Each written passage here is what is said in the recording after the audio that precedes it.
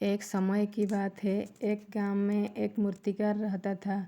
मूर्तिकला के प्रति अत्यधिक प्रेम के कारण उसने अपना संपूर्ण जीवन मूर्तिकला को समर्पित कर दिया।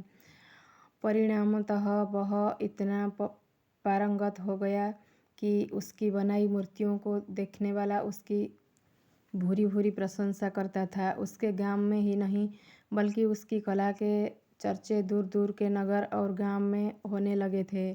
ऐसी स्थिति में जैसा सामान्यतः होता है वैसे ही मूर्तिकार के साथ भी हुआ। उसके भीतर अहंकार की भावना जागृत हो गई। वह स्वयं को सर्वश्रेष्ठ मूर्तिकार मानने लगा। उम्र बढ़ने के साथ जब उसका अंत समय निकट आने लगा तो वह मृत्यु से बचने की युक्ति सोचने लगा। वह किसी भी तरह स्वयं को यमदूत की दृष्टि से बचाना चाहता था ताकि वह उसके प्राण न हर सके। अंततः उसके एक युक्ति सूझ ही गई।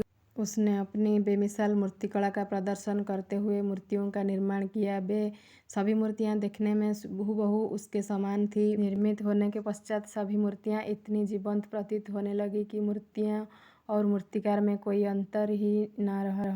मूर्तिकार उन मूर्तियों के मध्य जाकर बैठ गया। युक्ति अनुसार यमदूत का उसे इन मूर्तियों के मध्य पहचान पाना असंभव था। उसकी युक्ति कारगर भी सिद्ध हुई। जब यमदूत उसके प्राण हरने आया तो एक शरीकी मूर्तियों को देख चकित रह गया।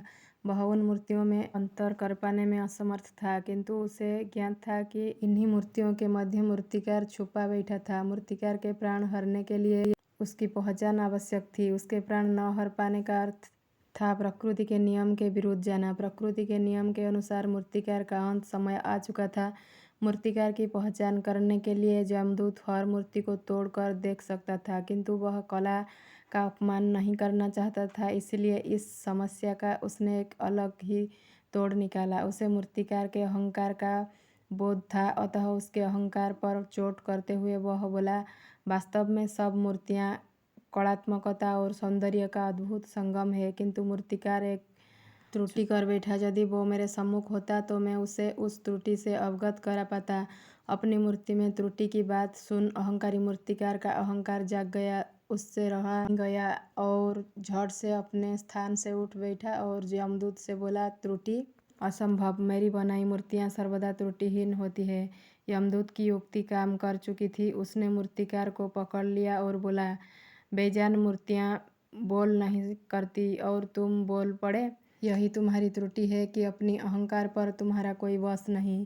यमदूत मूर्तिकार के प्राण कर यमलोक वापस चला गया। अहंकार विनाश का कारण है, इसीलिए अहंकार को कभी भी खुद पर हावी नहीं होने देना चाहिए।